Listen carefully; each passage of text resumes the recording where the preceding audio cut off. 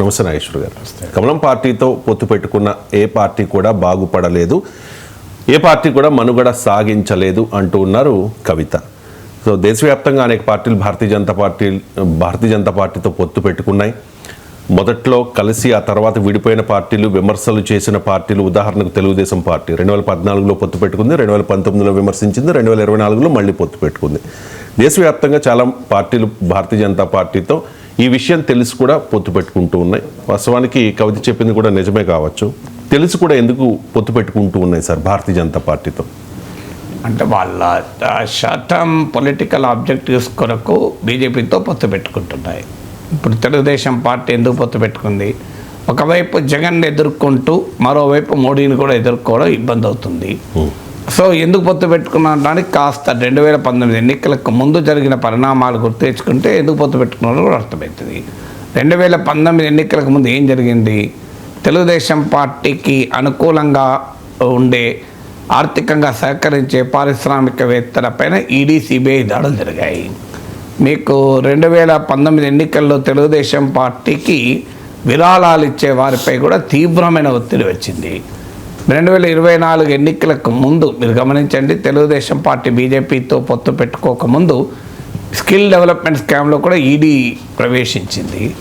So ఇవన్నీ తెలిసిన చంద్రబాబు నాయుడు బీజేపీతో పెట్టుకోకూడదు, వైసీపీ ఒక్కదాంతోనే పెట్టుకుందాం అని బీజేపీతో పొత్తు పెట్టుకొని అడిగిన బలానికి కన్నా చాలా ఎక్కువ ఎమ్మెల్యేలు ఇచ్చి, ఎంపీలు ఇచ్చి, రాజ్యసభ సీట్లు ఇచ్చి మోడీని నిరంతరం పొగుడుతూ బీజేపీని గుడ్ హ్యూమర్ అంటారు ఇంగ్లీష్లో, అలా ఉంచుతున్నారు.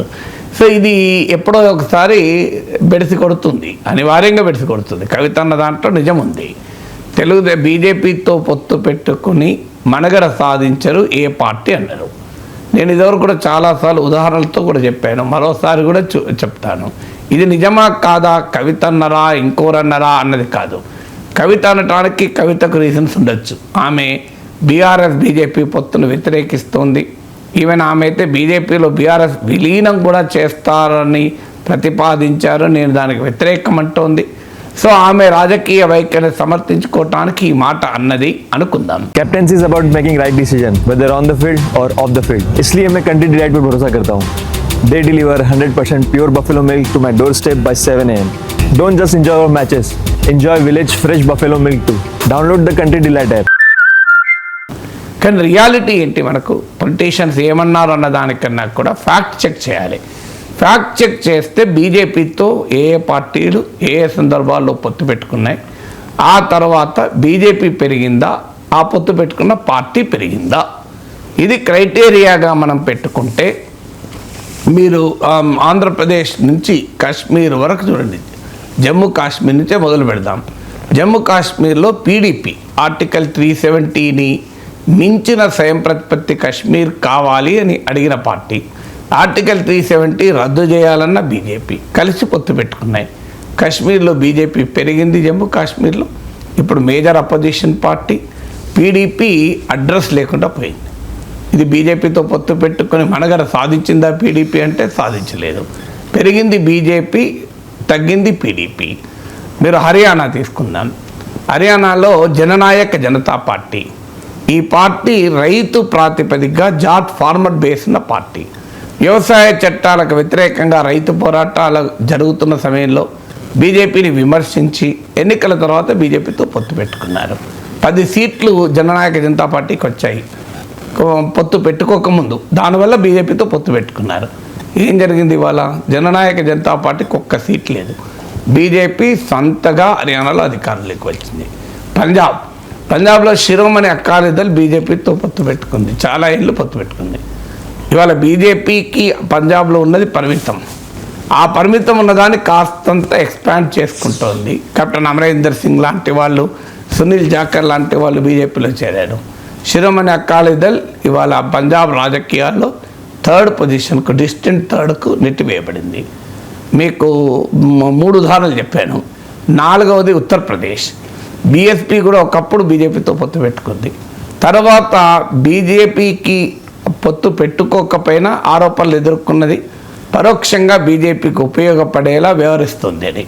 ఎందుకంటే సమాజ్వాదీ పార్టీ పోటీ చేసిన చోట్ల అనేక చోట్ల కీలకమైన చోట్ల మైనారిటీ అభ్యర్థులను పెట్టి ముస్లిం ఓట్ను డివైడ్ చేసి బీజేపీకి పరోక్షంగా లాభపడ్డది అనే ఆరోపణలు ఎదుర్కొన్నది.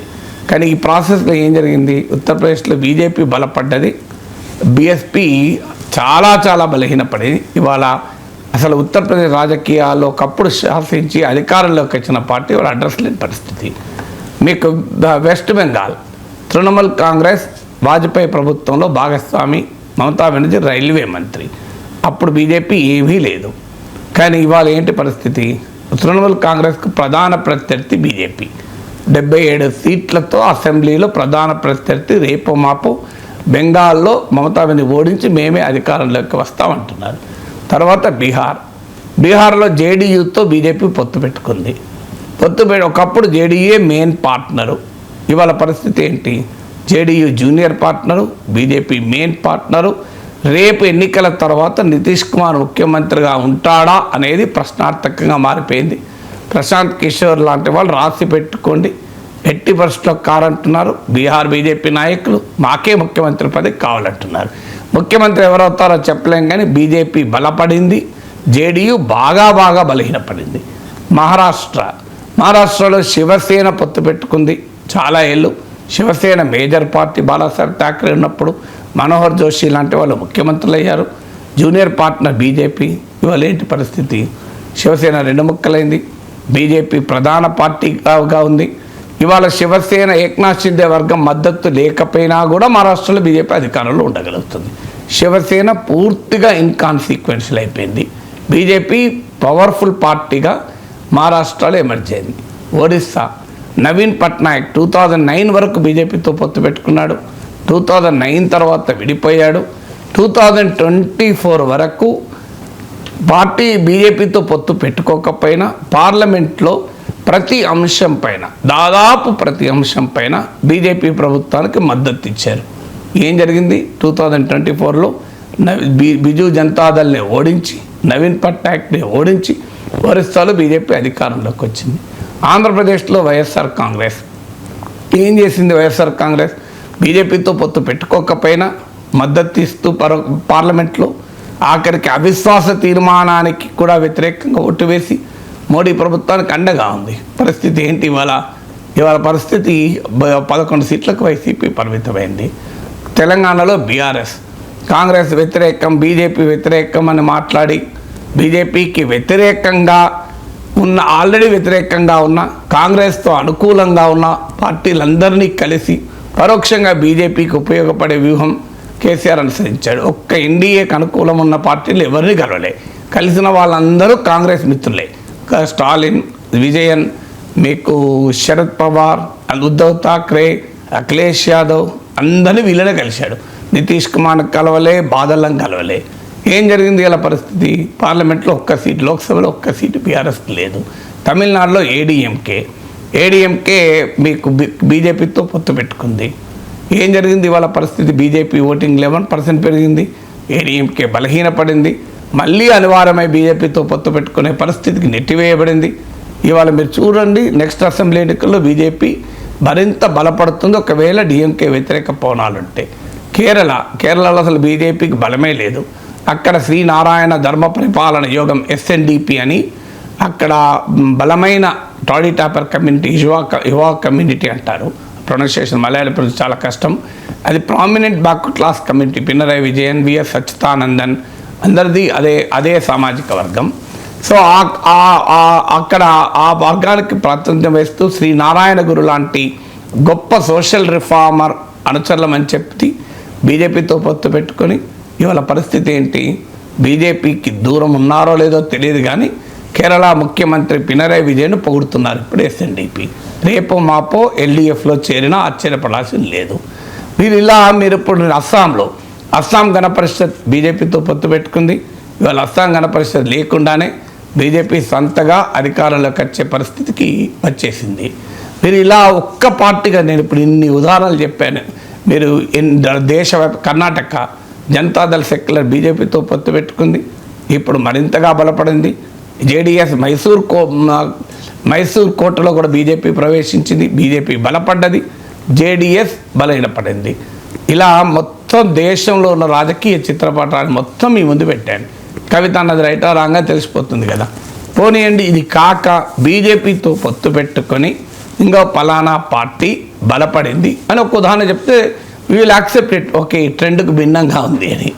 సో కవిత అన్న దాంట్లో ఆశ్చర్యమే ఉంది. ఇప్పుడు ఇన్ని ఉదాహరణలు చెప్పాము. ఎక్కడన్నా భారతదేశ రాజకీయ చిత్రపటాన్ని ముందు పెట్టుకొని బీజేపీతో పొత్తు పెట్టుకొని దీర్ఘకాలంలో లాభపడి మనుగడ సాధించిన ఒక్క పార్టీ లేదు. అంతటా బీజేపీయే పెరిగింది. ఎందుకు పెరిగింది అంటే that's a different question again.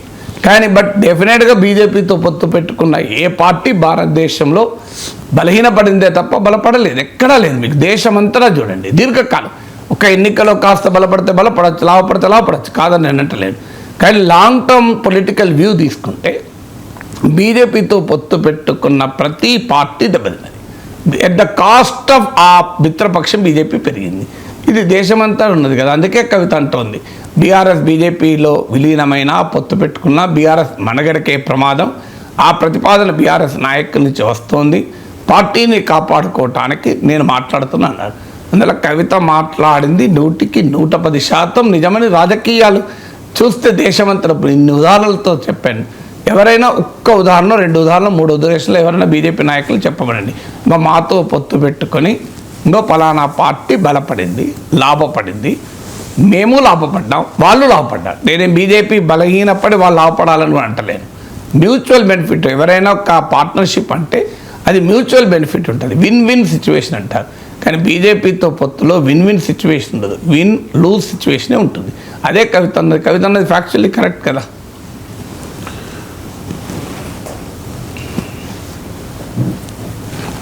కొత్త పార్టీ పట్టే ఆలోచన లేదు అని కవిత చెప్తూ ఉన్నారు సార్. భారతీయ జనతా పార్టీతో పొత్తు పెట్టుకుంటే నో మనుగడ అని కూడా అంటూ ఉన్నారు. కాంగ్రెస్ దళిత వ్యతిరేక పార్టీ అని కూడా అంటూ ఉన్నారు. మునిగిపోయిన నావా అని కూడా కామెంట్ చేశారు. అలా అట్ ది సేమ్ టైం సొంత పార్టీతో యుద్ధాన్ని కంటిన్యూ చేస్తూ ఉన్నారు. కవిత ఏం చేయబోతూ ఉన్నారు సార్? కవిత ముందున్న ఆప్షన్స్ ఏంటి? కవిత ఏం చేస్తుందో కవిత చెప్పాలి, మనం చెప్పలేము. కానీ ఇప్పుడు మీరు అన్నది నాలుగు డైమెన్షన్స్ కరెక్ట్. బీజేపీతో పొత్తు పెట్టుకోవడమే తప్పంటుంది కనుక బీజేపీలో చేరలేదు. కాంగ్రెస్లో చేరుతుంది అన్న ఊహాగానాలు వచ్చాయి. ఆమె ఈవెన్ నేను 6 ఎమ్మెల్యేలను తీసుకొని వస్తాను, మంత్రి పదవి ఇస్తారా అని కాంగ్రెస్ అధిష్టానంతో బేరసారాలు జరిపిందన్నారు. దాన్ని తీవ్రంగా కవిత ఖండించింది. జర్నలిజం కాదు, శాడిజం అని. So what happen behind the screen no we do not know. But Kavitha కాంగ్రెస్తో చేరుతుంది అనేటువంటి వార్తలైతే గుప్పమన్నాయి. కానీ కాంగ్రెస్లోనే బలమైన వర్గం కవితను రాకను వ్యతిరేకించిందని కూడా వార్తలు వచ్చాయి. ఏది నిజమో తెలియదు. కానీ ఇప్పుడైతే ఆమె కాంగ్రెస్ను, రేవంత్ రెడ్డిని ప్రత్యేకంగా టార్గెట్ చేస్తూ మాట్లాడుతోంది. రేవంత్ రెడ్డి వర్గం కవిత రాకను వ్యతిరేకించిందని కూడా వార్తలు వచ్చాయి. మరి ఇది కాంగ్రెస్లో తనను రాకుండా ఆపినందుకు రేవంత్ రెడ్డిపై దాడియా, తనను వద్దనుకున్న కాంగ్రెస్ పార్టీపై దాడియా, లేదా కాంగ్రెస్తో తాను చేరుతున్నాను అని వార్తలు వచ్చాయి కనుక తాను కాంగ్రెస్లో చేరనని ఇండికేషన్ కొరకు కాంగ్రెస్పై దాడా తెలియదు. కానీ కాంగ్రెస్పై అయితే దాడి చేస్తోంది కనుక కాంగ్రెస్లో చేరటానికి ఇప్పుడు అవకాశం లేదు. అయితే రాజకీయాల్లో ఇలాగే ఉంటుందని మనం అనలేము. ఎందుకంటే వైఎస్ షర్మిల పాదయాత్ర యావత్తు కాంగ్రెస్ను భయంకరంగా అటాక్ చేసింది. రేవంత్ రెడ్డి అటాక్ చేసింది, మళ్ళీ కాంగ్రెస్లోనే చేరింది కదా. అందువల్ల రాజకీయాల్లో నిన్నటిదాకా ఈ క్షణం వరకు కూడా తిడుతుంటారు, మళ్ళీ నెక్స్ట్ క్షణం వాళ్ళు మారిపోతుంటారు. అందువల్ల రేపు ఏం జరుగుతుందో నేను చెప్పలేను. కానీ ఇవాళున్న సిచ్యువేషన్ వరకు మాత్రం ఎనాలిసిస్ చేస్తే బీజేపీలో చేరడాన్నే ఆమె వ్యతిరేకం, కాంగ్రెస్తో చేరను అని అంటోంది. కొత్త పార్టీ పెట్టనని తాజా స్టేట్మెంట్ ఇది. ఇప్పటిదాకా ఈ స్టేట్మెంట్ రాలేదు. మీకు మంచిర్యాలలో పర్యటన సందర్భంగా పేర్కొంది. ఇప్పటిదాకా వచ్చింది తెలంగాణ జాగృతి అని పార్టీ పెడుతుంది, తెలంగాణ బహుజన రాష్ట్ర సమితి అని పార్టీ పెడుతుంది అని వచ్చాయి. మరి ఇప్పటికిప్పుడు ఆమె కొత్తగా పార్టీ పెట్టను అని అంటే ఎట్టి పరిస్థితుల భవిష్యత్తులో పెట్టదా చెప్పలేం. నెట్టివేయబడ్డాను నేను పెట్టడానికి. మరి ఈ రకంగా కొత్త పార్టీ పెట్టకుండా, బీజేపీలో చేరకుండా, కాంగ్రెస్ వైపు చూడకుండా మరి సొంత పార్టీలో ఏమైనా ఆమె అడ్జస్ట్ అవుతుందా అంటే కావడం లేదు. ఆమె చిట్చాట్ల పేరిట, పర్యటనల పేరిట బీఆర్ఎస్కు నిద్రలేని రాత్రులు కల్పిస్తోంది. సో ఏం చేయబోతోంది? పాసిబిలిటీ ఒకటి, బీఆర్ఎస్లోనే ఆమె రేజ్ చేసిన కన్సర్న్స్కు, ఆమె పొలిటికల్ ఆస్పిరేషన్స్కు తగిన సమాధానం కనుక కేసీఆర్ ఇవ్వగలిగితే బీఆర్ఎస్లోనే ఉండిపోయి ఇది టీ కప్పులో తుఫాన్ లాగా ఇదొక ఎపిసోడ్ లాగా మిగిలిపోవచ్చు. That is the possibility 1. ఆమె పొలిటికల్ ఆస్పిరేషన్ ఏది అన్న దానిపైన ఆధారపడి ఉంటుంది. ఆమె పొలిటికల్ ఆస్పిరేషన్ కేసీఆర్ వారసత్వమే అయితే మాత్రం అవకాశం ఉండదు. అదర్ దెన్ కేసీఆర్ వారసత్వం కేటీఆర్ నాయకత్వానికే నాకు అభ్యంతరం లేదు. కానీ నాకు కూడా ఒక పొలిటికల్ సిగ్నిఫికెంట్ గుర్తింపు కావాలి అని గనక ఆమె పొలిటికల్ ఆస్పిరేషన్ అయితే బహుశా కేసీఆర్ అయినా ఈ డ్యామేజ్ ఎందుకు అని పిలిచి మాట్లాడి అడ్జస్ట్ అకామిడేషన్ చేయొచ్చు. జనరల్గా వేరే నాయకులతోనే అవుతుంది, అందులో కూతురుతో ఏముంది, సొంత కూతురుతో. సో అదేం పెద్ద అసాధ్యమైన విషయం అయితే కాదు. మరి కవిత వ్యూహాత్మకంగానే తాను పార్టీ నాయకత్వం తనను ఆహ్వానించి తన కన్సర్న్స్ను అడ్రస్ చేసి తన ఆస్పిరేషన్స్కి విలువ ఇచ్చేందుకు ఈ ఎత్తుగడేస్తుందా అనేది ఒక పాసిబిలిటీ. రెండవ పాసిబిలిటీ ఏంటి అంటే ఆమె బీఆర్ఎస్ వెనకాల ఉన్న ఫాలోయింగ్ని అట్రాక్ట్ చేయాలి. అందువల్ల ఇప్పటికిప్పుడు బీఆర్ఎస్ పట్ల హోస్టైల్ స్టాండ్, శత్రుపూర్వక వైఖరి తీసుకుంటే ఆమె వెనకాల ఎవరు వస్తారనేది క్వశ్చన్. ఇప్పుడు ఆమె కొత్త పార్టీ పెట్టినా బీజేపీ ఓటర్లు ఆమె వైపు ఉన్నారు, కాంగ్రెస్ ఓటర్లు ఆమె వైపు ఉన్నారు. ఆమె వైపు రావాల్సిన వారు బీఆర్ఎస్కి చెందిన వారే, నాయకులైనా కార్యకర్తలైనా ఓటర్లైనా.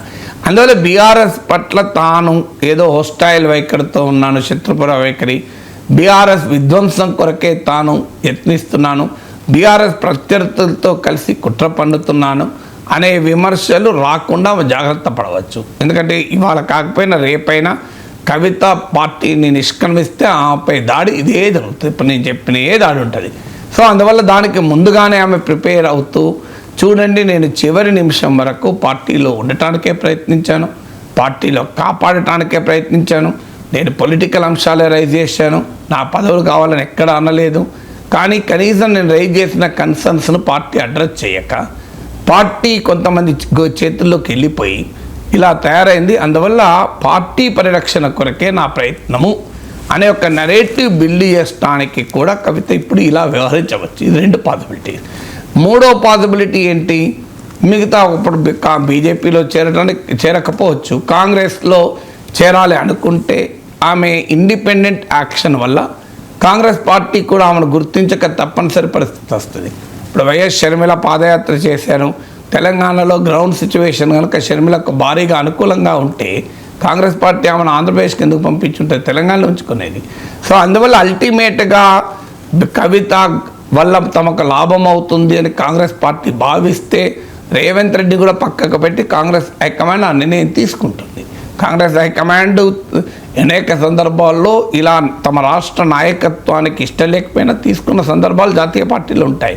అందువల్ల కవిత తన ఇండిపెండెంట్ యాక్షన్ ద్వారా ఆమె కాంగ్రెస్ పార్టీకి కూడా ఒక సంకేతం, తన వల్ల ప్రయోజనం ఎంత ఉంటుంది ఒకవేళ కాంగ్రెస్లో చేరాలనుకుంటే. 4వది, she may be testing our own popularity also. So ఎంత గ్రౌండ్ సిచ్యువేషన్ ఎంత ఉంటుంది. అందుకే ఇవాళ మంచిర్యాలకు వెళ్ళడము ఇవన్నీ బీఆర్ఎస్ పార్టీ కలిసి రాకపోయినా తాను పర్యటనలు జరపడం ద్వారా క్షేత్రస్థాయిలో తన చర్యలకు తన పనికి ఏ మేరకు సపోర్ట్ వస్తుంది అని ఒక అంచనా కూడా ఆమె వేసుకోవచ్చు. She a intelligent politician, she basically an intelligent woman. చాలా తెలివైన నాయకురాలు, తెలివైన మహిళ కూడా. మీరు ఆమెతో మాట్లాడిన వారు ఎవరికైనా తెలుసు, she politically very very sharp, అందులో డిస్ప్యూట్ ఏమీ లేదు. ఆకున్న ఆర్టికులేషన్ స్కిల్స్ ఉన్నాయి, ఇంగ్లీష్, హిందీ, తెలుగులో మాట్లాడగలుగుతుంది, చాలా పొలిటికల్లీ షార్ప్. అందువల్ల కవితను తక్కువ అంచనా వేయకూడదు. షీఈ్ పొలిటికల్లీ షార్ప్ కనుక ఆమె నెక్స్ట్ మూవ్ ఏం చేయాలి అనే దానికి కూడా పార్టీలోనే అడ్జస్ట్ కావాలా, కొత్త పార్టీ పెట్టాలా, వేరే పార్టీ వైపు చూడాలా అన్నదానికి కూడా she may be testing it. అంటే ఇండిపెండెంట్గా కొంత యాక్టివిటీ మొదలు పెడితే కదా క్షేత్రస్థాయిలో ఏముంటుంది ఏముండదు అర్థమయ్యేది. అందులో భాగంగానే ఈ మనకు అయోమయ స్థితిగా కనిపించే పార్టీ పెట్టనంటోంది, బీజేపీలో కలవనంటోంది, కాంగ్రెస్ వైపు చూడనంటోంది, సొంత పార్టీలో ఆగనంటోంది. ఇది అయోమయంగా మనకు కనబడచ్చు, కానీ ఆమెకు వ్యూహాత్మకమై ఉండొచ్చు కదా. ఈ కవిత ఎపిసోడ్లో అధినేత నుంచి కార్యకర్త వరకు మౌనంగా ఉంటూ ఉన్నారు. ఒక రకంగా బాయ్కాట్ కవిత అన్నట్లుగా వ్యవహరిస్తూ ఉన్నారు. కవిత మంచిర్యాల పర్యటనలో కూడా బీఆర్ఎస్ శ్రేణులు చాలా దూరంగా ఉన్నాయి. కవిత పట్ల బీఆర్ఎస్ నాయకత్వం ఏ విధమైన వ్యూహాన్ని అనుసరిస్తోంది సార్, మీకేమనిపిస్తుంది? అంటే కవిత వ్యూహాలను, కవిత ఎత్తుగడలను జాగ్రత్తగా పరిశీలిస్తూ ఉండొచ్చు. తొందరపాటు చర్య వద్దు అని నిర్ణయానికైతే క్లియర్గా వచ్చారు. సో ఈ ప్రెషర్స్ కూడా వస్తున్నాయి. వేరే నాయకులైతే మీరు ఇప్పటికి షోకాజ్ నోటీసులు ఇచ్చేవాళ్ళు, కవిత విషయంలో మీరు షోకాజ్ నోటీస్ కూడా ఇవ్వడం లేదు, ఎందుకు అని కూడా క్వశ్చన్లు వస్తున్నాయి. కానీ ఇలాంటి విమర్శలు కామన్. కానీ రాజకీయాల్లో కనీస పరిజ్ఞానం ఉన్నవారైనా ప్రజలైనా అర్థం చేసుకుంటారు. అదేమి చూడు కవిత విషయంలో ఒక రకంగా, వేరే పార్టీ విషయంలో ఒక రకంగానే రాజకీయంగా విమర్శలు చేసే వాళ్ళు చేస్తారేమో, కానీ ప్రజల్లో కూడా అవును బిడ్డ కదా పాపం తొందరపడితే ఎట్లా అనే అంటారు.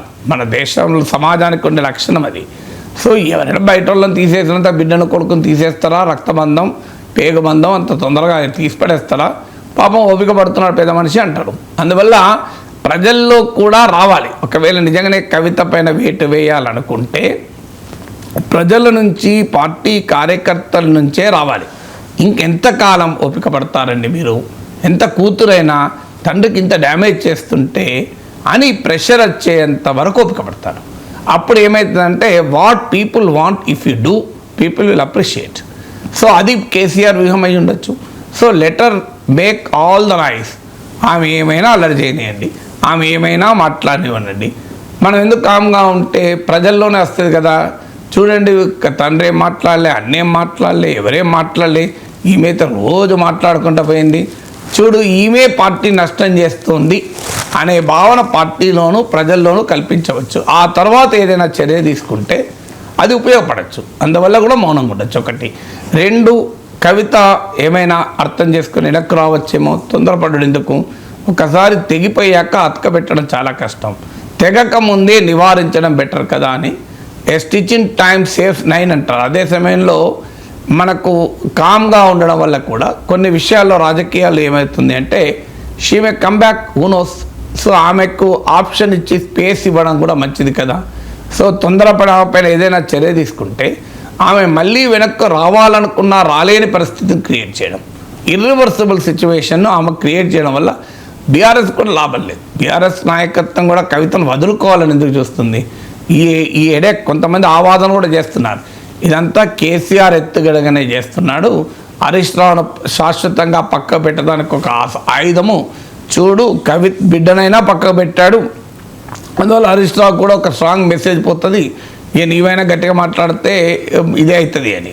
లేదు, ఈవెన్ కేటీఆర్ను కూడా కంట్రోల్. నిన్న కాంగ్రెస్ ప్రతినిధి ఒక అతను టీవీ ఛానల్ అంటున్నాడు ఇదంతా కేసీఆర్ నడిపిస్తున్న ఆట అని కూడా అనుమానం వస్తుంది.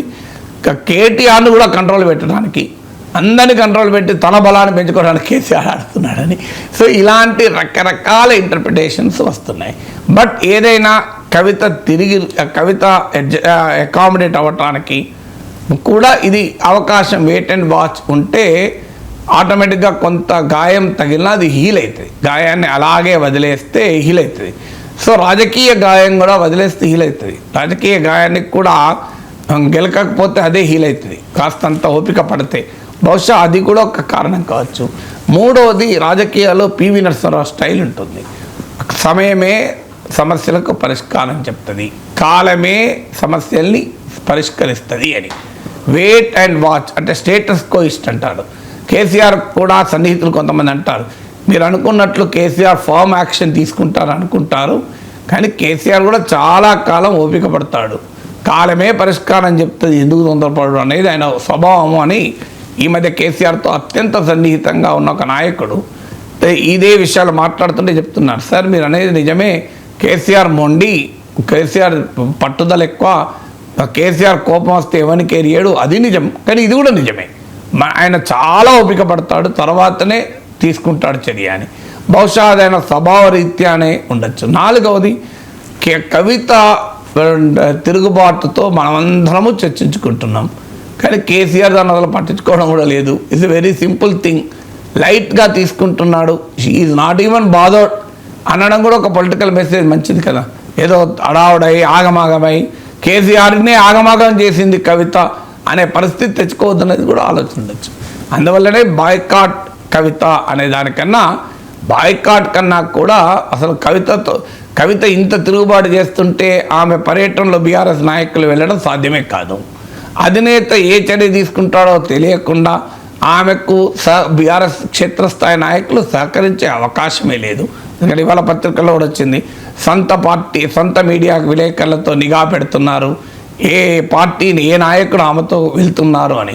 సో సొంత పార్టీలో ఉన్న నాయకులకు కూడా ఏం కవిత వెనక్కే వస్తుందో, ముందుకే పోతుందో ఏమీ తెలియదు, కవితకు రెస్పాన్స్ ఎంత ఉంటుందో తెలియదు.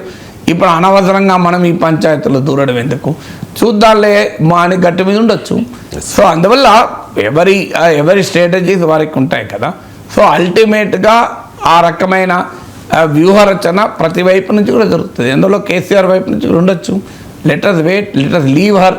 సో ఆమె కోపము, ఆవేశము, ఆమె అంతా వెలగక్కొని అప్పుడు ఆన్సర్ చెప్దామని అనుకోవచ్చు కూడా. కవిత గత కొన్ని రోజులుగా అనేక అంశాలని ప్రస్తావిస్తూ ఉన్నారు సార్, కానీ కేసీఆర్ మాత్రం ఇప్పటి వరకు మౌనంగానే ఉన్నారు. భారతీయ జనతా పార్టీ నాయకులు కూడా డిమాండ్ చేస్తూ ఉన్నారు, కిషన్ రెడ్డి అడుగుతూ ఉన్నారు, భారతీయ జనతా పార్టీలో విలీనంపై కేసీఆర్ జవాబు చెప్పాలి అని చెప్పేసి. సో ఇన్ని ఇష్యూస్ జరుగుతూ ఉన్నప్పుడు, ఇన్ని విమర్శలు కవిత నుంచి అండ్ పక్క పార్టీల నుంచి వస్తూ ఉన్నప్పుడు కేసీఆర్ సమాధానం చెప్పాల్సిన అవసరం లేదా సార్? అంటే కవిత రేజ్ చేసిన అంశాలలో కొన్నిటికి సమాధానం చెప్పాల్సిన అవసరం ఆయనకు లేదు, ఆయన ఇష్టం అది. ఇప్పుడు ఉదాహరణకు కేసీఆర్ సెలెక్టివ్గా కలుస్తాడు, అది ఆయన మంచి ఎక్స్ప్లెనేషన్ ఇచ్చుకోవాల్సిన అవసరం ఆయనకు లేదు, ఆయన ఇష్టం అది. లేదు కేసీఆర్ పార్టీలో ఆయన దేవుడు, కానీ ఆయన చుట్టూ దయ్యాలు కోవట్లు చేరాయి, కోటరీ చేరింది. ఈ అంశానికి కేసీఆర్ వచ్చే సమాధానం ఎవరు చెప్పుకోరు. ఇలాంటి పార్టీ ఆర్గనైజేషనల్ ల్యాప్సెస్ కవిత ఆరోపిస్తున్నట్లు పార్టీలో ఉండే నిర్మాణ సంబంధిత విమర్శలు ఉన్నాయి. కేసీఆర్ స్వభావము, శైలికి సంబంధించిన విమర్శలు ఉన్నాయి. అలాగే కవితను దూరం పెడుతున్నారు అన్న విమర్శలు ఉన్నాయి. ఈ మూడిటికి బయటికి వచ్చి సమాధానం చెప్పడము చెప్పకపోవడం అనేది ఆయన ఇష్టం, ఆయన పార్టీ ఇష్టం. కానీ కవిత పొలిటికల్ అంశాలు కూడా రైజ్ చేసింది. ఈ పొలిటికల్ అంశాలకు మాత్రం ఖచ్చితంగా సమాధానం చెప్పాలి. ఎందుకంటే it is not family issue, it is not party issue, it's not personal issue. సమాజం మొత్తానికి, రాజకీయ వ్యవస్థ మొత్తానికి సంబంధించిన అంశాలు. ఉదాహరణకు ఆమె రైజ్ చేసిన అంశం ఉంది, ఆమె బీజేపీలో బీఆర్ఎస్ విలీనం అనేది ప్రయత్నం జరుగుతోంది అని. ఈ ప్రయత్నం జరుగుతుందా లేదా అనేది బీజేపీ వాళ్ళు కూడా చెప్పాలి. మాకు సంబంధం లేదంటే ఎట్లా? రాజాసింగమో నిజమే జరుగుతోంది, బీఆర్ఎస్ నాయకులు మా పార్టీ నాయకులతో సంభాషిస్తున్నారని కూడా రాజాసింగ్ అన్నట్లు వార్తలు వచ్చాయి. పోనీ కవిత అన్నదానికైనా కిషన్ రెడ్డి సమాధానం చెప్పకపోతే రాజాసింగ్ అన్నదానికైనా సమాధానం చెప్పాలి కదా. ఇంకో వార్త కూడా ఇవాళ వచ్చింది, ఈ హరీష్ రావుతో ఈటల షామీర్పేట్ ఫామ్ హౌస్లో భేటీ, అక్కడ నుంచి ఫోన్లో కేసీఆర్తో మాట్లాడారు అని. మరి ఆయన బీజేపీ ప్రతినిధిగా, ఒకవేళ అదే నిజమైతే, ఆరోపించింది కూడా కాంగ్రెస్ నాయకులే. సో అది నిజమా అబద్ధమా నేనేమీ వ్యాలిడేట్ చేయలేను. కానీ అదే నిజమైతే ఆయన ఈటల రాజేందర్ వ్యక్తిగతంగా తాను బీజేపీలో రాష్ట్ర అధ్యక్ష పదవి రానప్పుడు ఆప్షన్గా బీఆర్ఎస్ వైపు చూస్తున్నాడా అనేది ఒక యాంగిల్ వస్తుంది. రెండో యాంగిల్ బీజేపీ ప్రతినిధిగానే వెళ్ళి కలిశాడా, సో ఇదొక క్వశ్చన్ వస్తుంది. ఇలాంటి వాటికి మాత్రం బీఆర్ఎస్ నాయకత్వం సమాధానం చెప్పాలి కదా. ఇది పొలిటికల్ క్వశ్చన్. వారి వ్యక్తిగత స్వభావానికి, వ్యక్తిగత నాయకత్వ శైలికి, పార్టీ అంతర్గత వ్యవహారాలకు, అన్నా చెల్లెళ్ళ మధ్య కేసీఆర్ వ్యవహారానికి సంబంధించింది కాదు కదా. They are concern with the politics of Telangana. అక్కడ మాత్రం ఖచ్చితంగా కేసీఆర్ ఈ పొలిటికల్ అంశాలకు మాత్రం సమాధానం చెప్పాలి. బీఆర్ఎస్ బీజేపీ పొత్తు పెట్టుకుంటున్నాయా, అలాంటి సంకేతాలు ఇచ్చారా, తాను జైలుకి వెళ్తున్న సమయంలో పార్టీని విలీనం చేస్తారని ఆయన ప్రతిపాదించారు అని అన్నారు. These are all very serious questions కదా. సో ఈ పొలిటికల్ క్వశ్చన్లకైతే కేసీఆర్ సమాధానం చెప్తారా, కేటీఆర్ సమాధానం చెప్తారా, బీఆర్ఎస్ అయితే జవాబు చెప్పాల్సిందే. దాన్ని they cannot avoid. Kavitha raise చేసే పొలిటికల్ అంశాలకు అనివార్యంగా సమాధానం చెప్పాలి. అలాగే భౌగోళిక తెలంగాణ సాధించాం, సామాజిక తెలంగాణ సాధించలేదు అని ఆమె ప్రశ్న వేసింది. అది వ్యక్తిగత అంశం కాదు కదా, అది సమాజానికి సంబంధించిన అంశం. నిజమా కాదా దానికి ఎవరో ఒకరు సమాధానం చెప్పాలి. కేసీఆర్ చెప్తారా, కేటీఆర్ చెప్తారా, బీఆర్ఎస్ అధికార ప్రతినిధులతో చెప్పిస్తారా? కవిత ఒక పొలిటికల్ డొమైన్లో పొలిటికల్ క్వశ్చన్స్ వేసినప్పుడు ఆ పొలిటికల్ క్వశ్చన్స్కు silence can never be the reply. So అందువల్ల ఆ పొలిటికల్ క్వశ్చన్ రైజినప్పుడు ఆన్సర్ చెప్పాల్సింది. అయితే కిషన్ రెడ్డి అంటే బీజేపీ సంబంధం లేదు అనలేము. ఎందుకంటే బీజేపీ బీఆర్ఎస్ కలుస్తాయని వార్తలు వచ్చినప్పుడు బీజేపీ బీఆర్ఎస్ విలీనం కాదు, బీఆర్ఎస్ను మేము విలీనం చేసుకోము, బీఆర్ఎస్తో పొత్తు పెట్టుకోము అనైనా వివరణ ఇవ్వక తప్పదు కదా. అందువల్ల నీకు 2 పార్టీలు కలుస్తున్నాయప్పుడు ఇద్దరు చెప్పాల్సి ఉంటుంది, ఒక్కరే చెప్పడం అనేది కరెక్ట్ కాదు కదా.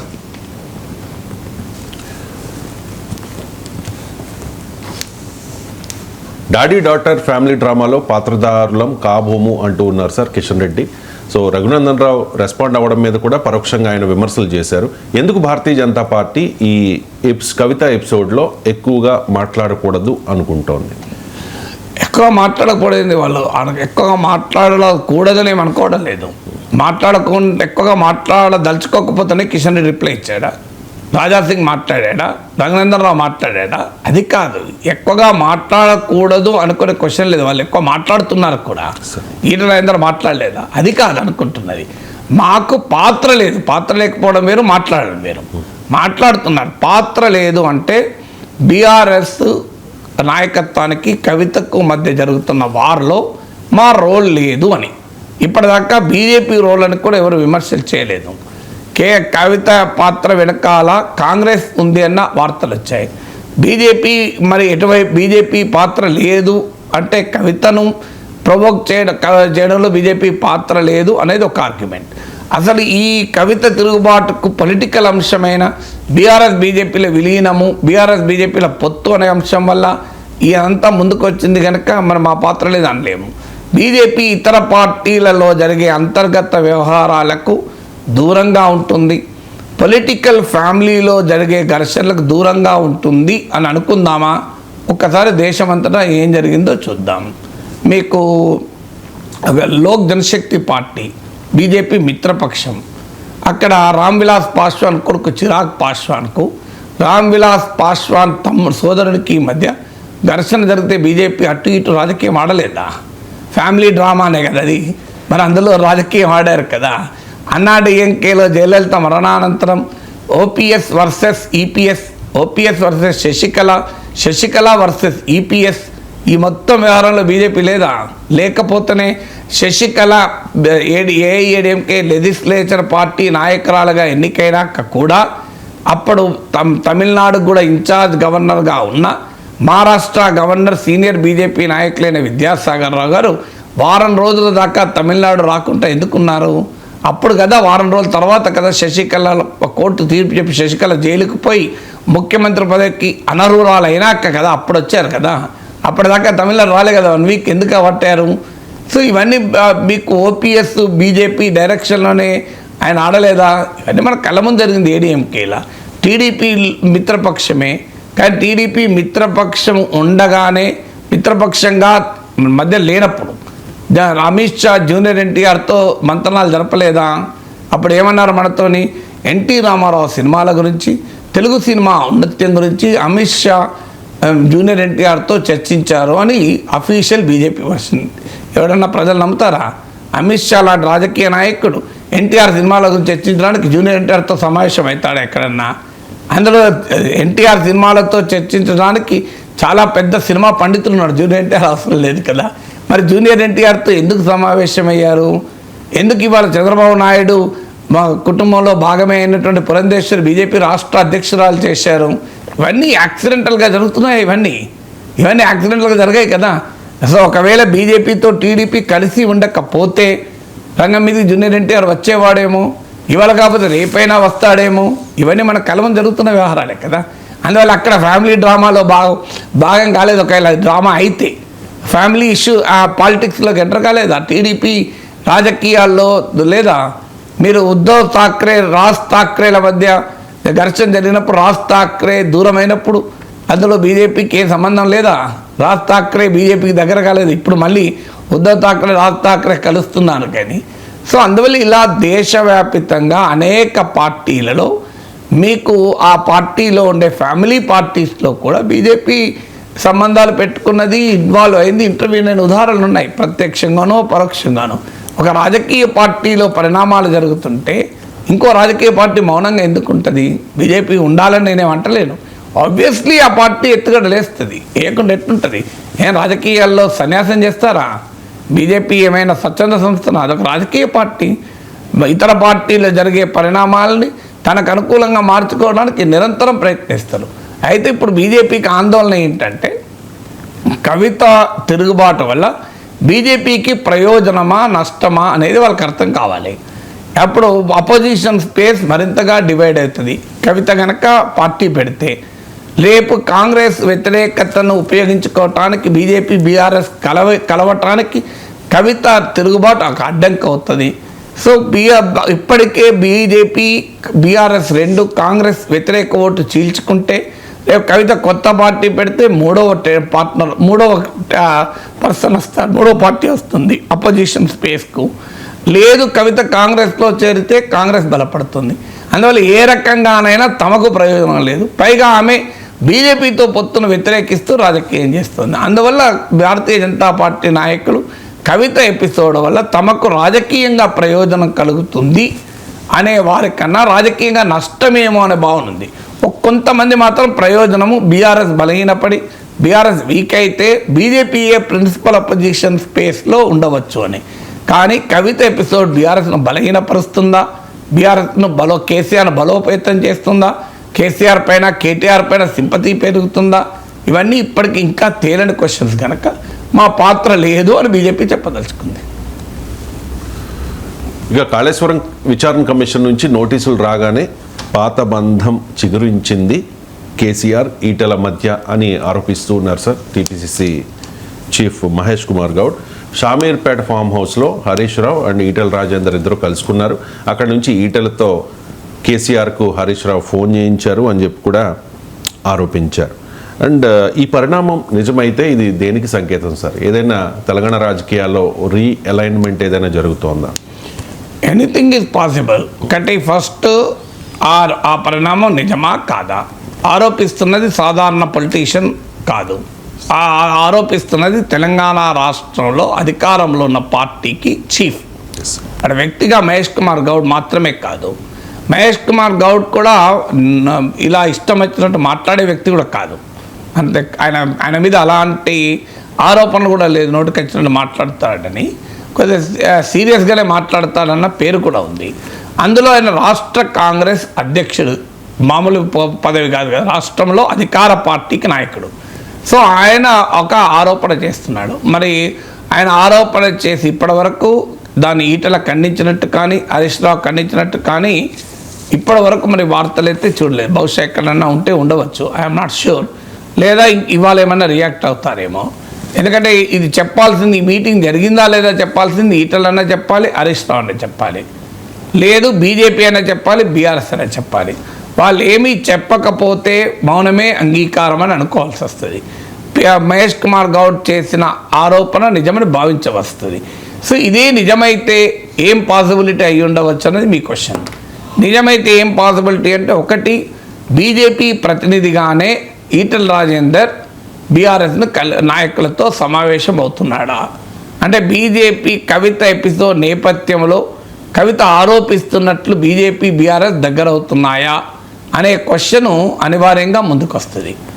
లేదు ఈటెల రాజేందరే ఈ అవకాశాన్ని ఉపయోగించుకొని గర్వాప్సీకి ఏమైనా ప్రయత్నం చేస్తున్నాడా, హోమ్ కమింగ్. ఎందుకంటే ఆయన బీజేపీలో కూడా చాలా అసంతృప్తితో ఉన్నాడు.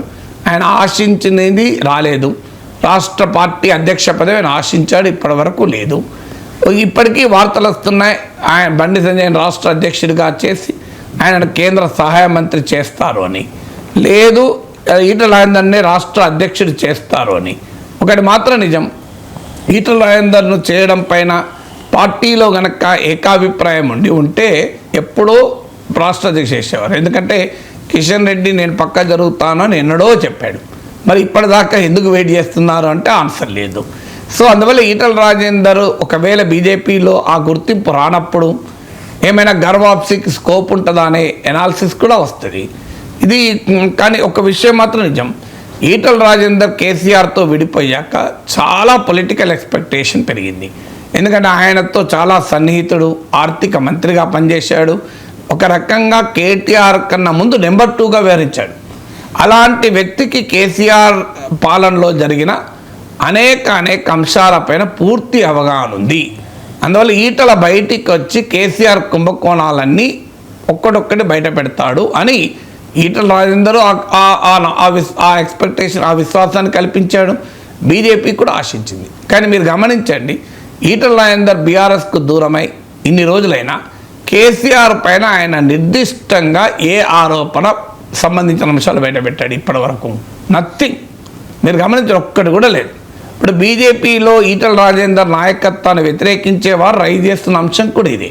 ఇప్పుడు ఆయన బయటకు వచ్చి మా పార్టీలో చేరితే కేసీఆర్ సంగతి బయట పెట్టచ్చని కదా ఆయన వచ్చింది. మరి ఆయన ఎందుకు కేసీఆర్ విషయంలో తనకు తెలిసినవి కూడా చెప్పడం లేదు? ఈవెన్ ఇప్పుడు కాళేశ్వరం ఇష్యూ వచ్చినప్పుడైనా ఆయన చెప్పడానికి అవకాశం ఉంది. కాళేశ్వరంలో లక్ష కోట్ల అవినీతి జరిగిందని బీజేపీ ఆరోపిస్తోంది. అప్పుడు ఆర్థిక మంత్రిగా ఈటల రాజేందర్ ఉన్నారు. కేసీఆర్ కాళేశ్వరంలో అవినీతి జరిగి ఉంటే ఈటల రాజేందర్ తెలియకుండా ఉండే అవకాశమే లేదు. మరి ఆయన భారతీయ జనతా పార్టీలో ఉన్నప్పుడు బీజేపీకి ఉపయోగపడే రీతిలో కాళేశ్వరంలో కేసీఆర్ వ్యవహారం పైన బయట పెట్టచ్చు కదా, కానీ ఆయన ఏమీ మాట్లాడతలేడు. ఇవన్నీ చూస్తున్నప్పుడు మరి ఆయన ఏమైనా తిరిగి మళ్ళీ బీఆర్ఎస్ గూటికి వెళ్ళటానికి ఏమైనా ప్రయత్నం చేస్తున్నాడా? అందులో భాగమేనా ఈ మీటింగ్? ఇవన్నీ still in the realm of speculation. అందువల్ల రాజకీయాల్లో విశ్లేషణ చేసేటప్పుడు కంక్లూడింగ్ అబ్జర్వేషన్స్ కొన్ని ఇస్తాం. ఇది కంక్లూడింగ్ అబ్జర్వేషన్ ఏదీ కాదు. ఈటల రాజేందర్ బీఆర్ఎస్లోకి మళ్ళీ చేరతాడనో లేదు బీజేపీ ప్రతినిధిగానైనా కలిశాడనో నేను రెండూ ధృవీకరించడం లేదు.